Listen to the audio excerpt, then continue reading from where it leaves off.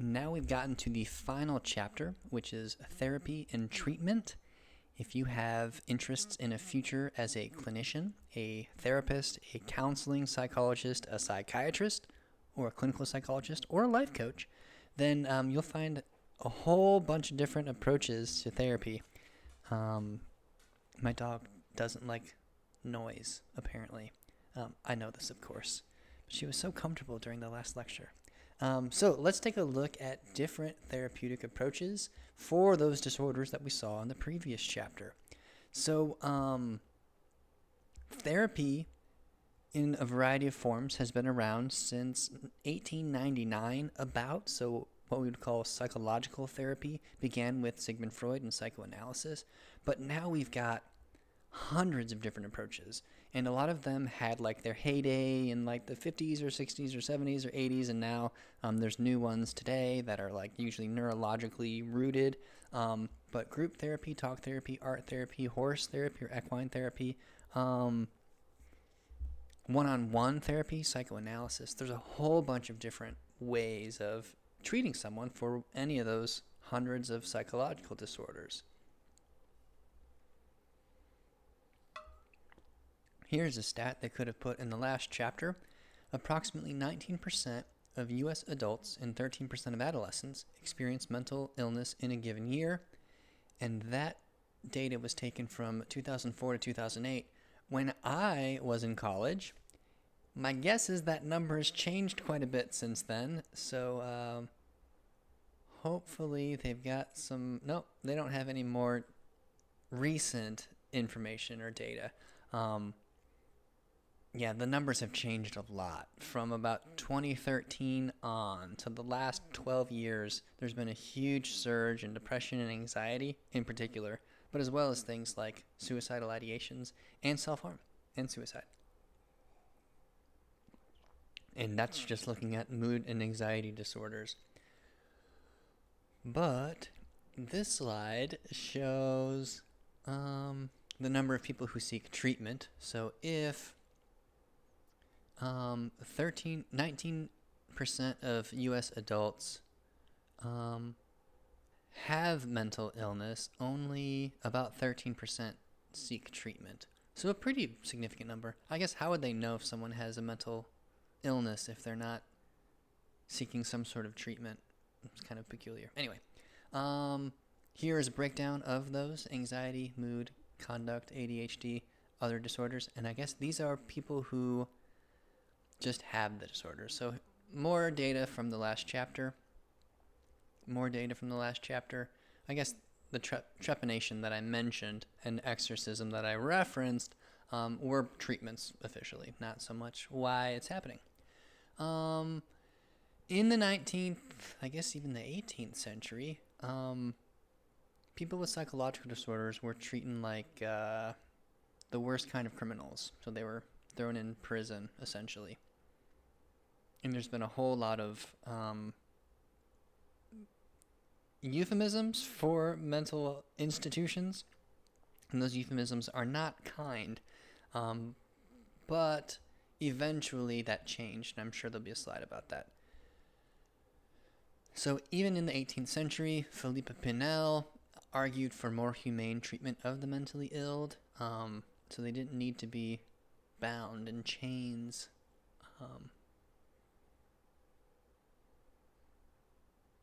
It says it was implemented in Paris in 1975. So if that's correct, yeah, I guess that's right, from deinstitutionalization. So this guy, Philippe Pinel, was a doctor, argued that people with mental health disorders, they weren't called that back then, but anyway, they were called, I guess, insane or mentally ill. He argued that they should be treated like humans, and it didn't happen for another 200 years.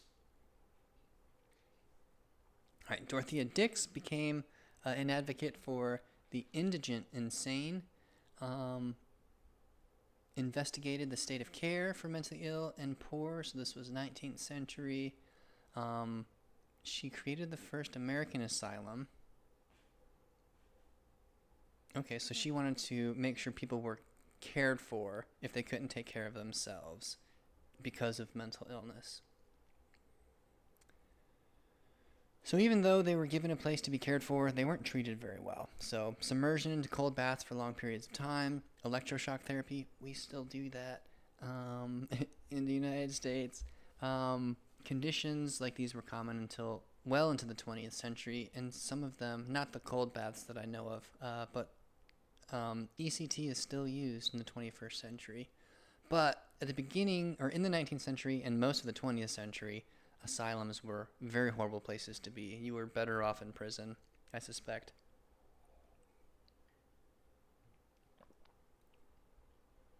All right, so now we've got some important events that led up to deinstitutionalization. So the introduction of antipsychotic medication, so drugs to help with these disorders or bizarre behavior. The Mental Retardation Facilities and Community Mental Health Centers Construction Act, that's a mouthful, but provided federal support and funding for community mental health centers. And that started, so it was an alternative to just throwing them in jail cells. And so that allowed the MRFCMHCCA started the process of deinstitutionalization, and that meant closing asylums, closing these awful prisons that took people with mental health disorders. But a lot of those people, the indigent, couldn't take care of themselves and just wound up homeless. So it didn't really solve the problem. It was just no longer controlled by the government. All right, so now moving on to today. Mental illness is still common among homeless populations and prison populations. About a quarter of people in homeless shelters have a severe mental disorder. And, there it is, correctional institutions as well. There's two types of mental health treatment centers. One is involuntary treatment, so a person is kind of forced to be there against their will. Books have been written about that. Movies have been directed about that. And then voluntary treatment, so going yourself and saying that you would like to be helped, and then you can leave whenever you want. So some of those treatment centers are community mental health centers, private or community practitioners, school counselors, psychologists, social workers, group therapists. Psychologists, psychiatrists, social workers, marriage and family therapists. Blank slide. Types of treatment. All right, so now we have, I wonder how many we'll get. Okay, this list could be 1,000 items long. So psychodynamic psychotherapy, and then psychoanalysis that preceded it. Cool. I'll just skip to the example. You can read about the descriptions if you're interested. So psychodynamic, the patient talks about their history because the belief there is problems came from childhood or earlier experiences that haven't been resolved. Play therapy, usually with children, is when a child just does whatever they want with a supportive adult nearby. And so there's an opportunity to kind of act out some of the problems that they're experiencing now in a safe environment with an opportunity to discuss them. So ultimately, the practitioner takes the child seriously as a human being because usually children aren't given the light of day. And so that's like an opportunity for them to grow into who they are and feel themselves out a bit more. Behavioral therapy is used in extreme psychological disorders and behavioral dysfunction and cognitive dysfunction. So a patient learns, for example, to overcome a fear of elevators through relaxation techniques. Cognitive therapy is what you probably think about when you think about psychological therapy, where you're talking to someone, you talk through problems, and the therapist kind of gives suggestions and advice and kind of questions your logic, and you work together to solve a problem. Cognitive behavioral therapy, it's that plus some overcoming a behavioral dysfunction. So how come I can't study very well? I need to improve my study habits. Help me out. Well, part of that is the behavior, studying. The other part is what mental block is making it hard for you to study. So you combine those two things together, talk about it, and then actually implement a new behavioral strategy. Finally, humanistic therapy, paired with, I would say, play therapy for children. But humanistic therapists accept the patient. There really isn't any dysfunction or disorder. It's let's try to understand what you want to achieve and either help you do that or just kind of listen to the patient. What does the patient want? And Humanistic therapists won't usually refer to someone as like a patient. They would refer to them as a client. So it's like, you're hiring me to be of service to you. So you're in charge. Like, what can we do together? Oh, I did it again. So psychoanalysis and psychodynamic psychotherapy comes from Freud. So you can read about the steps there. I already went through all of these. Play therapy, behavior therapy, and exposure therapy is an example of behavior therapy. A lot of slides on exposure therapy and behavior therapy. Cognitive therapy I went over. Um, Humanistic. All right, so left off of that list, biomedical therapies. These are probably the most popular treatments because they're the simplest to implement. You're depressed, take an antidepressant. You're anxious, take an anti-anxiety drug. You have schizoid personality disorder, take this antipsychotic medication.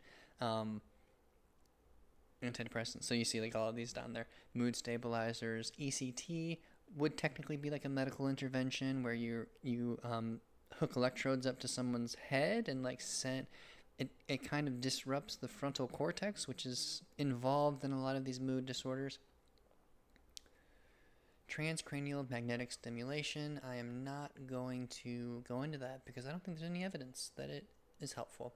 But you can look any of those up, evidence for fill in the blank, and then read about it. I've got a whole series of lectures on evaluating data and hypotheses using applied scientific reasoning.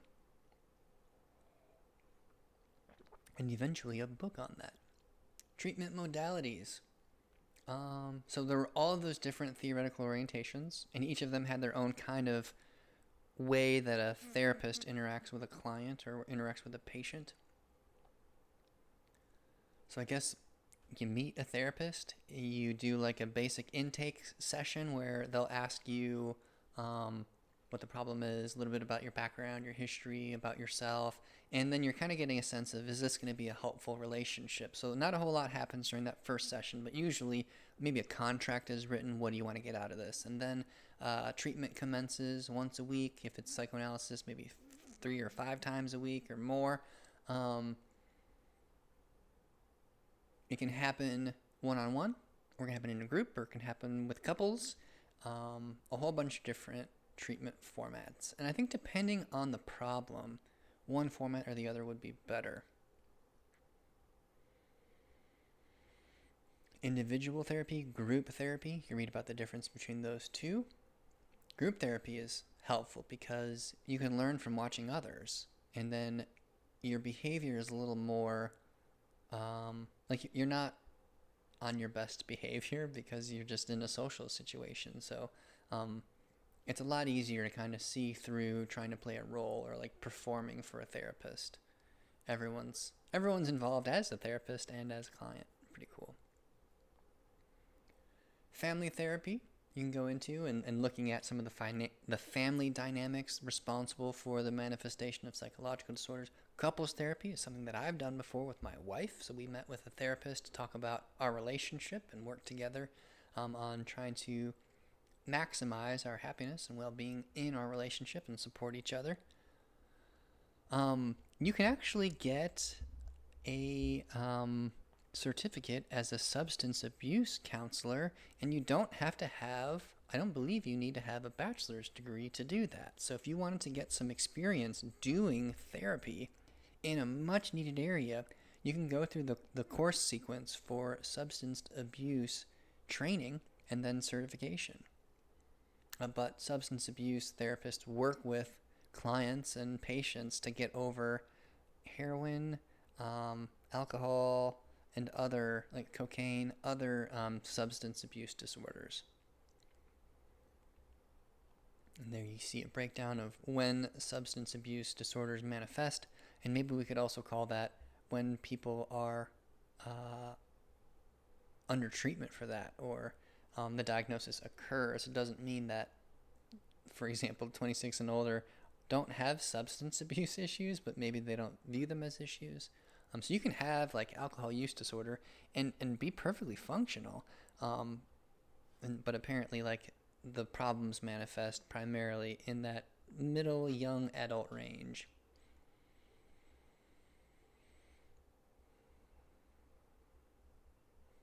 All right, so those are the key steps, the key goalposts for substance related treatments. I've never gone through it. I'm not very familiar with the substance abuse treatment to talk about that. But looks like it's a huge industry, $600 billion a year. What makes treatment effective? The duration, attention to all parts of the individual. Oh, I think we're still on substance abuse. Yeah. So, what makes substance abuse treatment effective? I'm not so sure about the organization of all these slides. So much time spent on one versus another. Still sociocultural model. I guess maybe we're talking about opioid addiction, which has been really popular or more common this century. Um, and so it's important to recognize that there's a lot of, it's not just I tried something and now I'm addicted. There's a social aspect, there's a biological aspect, genetic aspect. And so you want to understand all those different parts, and that there are a variety of treatment modalities that can be effective.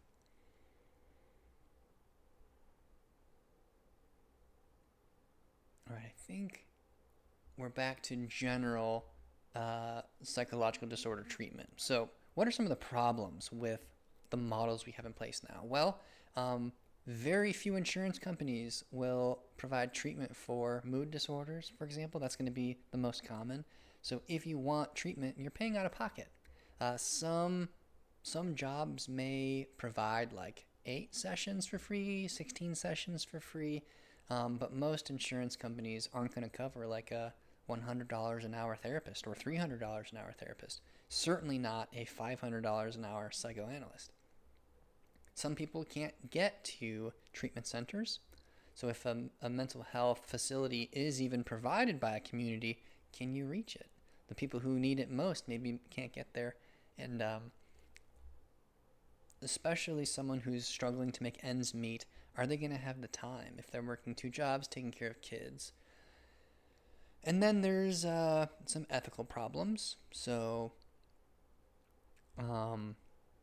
a lot of people who are trained as clinicians have high levels of education, and so there are demographics that are more likely to have high levels of education, which means that a lot of therapists are going to look like me and talk like me, and maybe not a whole lot of them are immigrants or can speak multiple languages, just because of unfortunately discrimination practices and the difficulty of overcoming some of the deficits that you're born with. Like if you're born into a poverty area, it's very difficult to climb out of that. So right now there isn't a whole lot. I think we're trying to develop better pathways, easier pathways, not less difficult, but opportunities. I guess greater opportunities, so that there can be mental health practitioners who are capable of helping a wider variety of people and who represent a wider variety of client. So those are all sort of issues you would run into. And then, of course, there are cultural beliefs about therapy, about whether it's effective, who should use it or who shouldn't use it, and then an ongoing fear of the pre-deinstitutionalization problem. I don't want to be in an asylum. I'm not going to talk to someone I don't trust them. What if they tell others about what I've shared, and so on?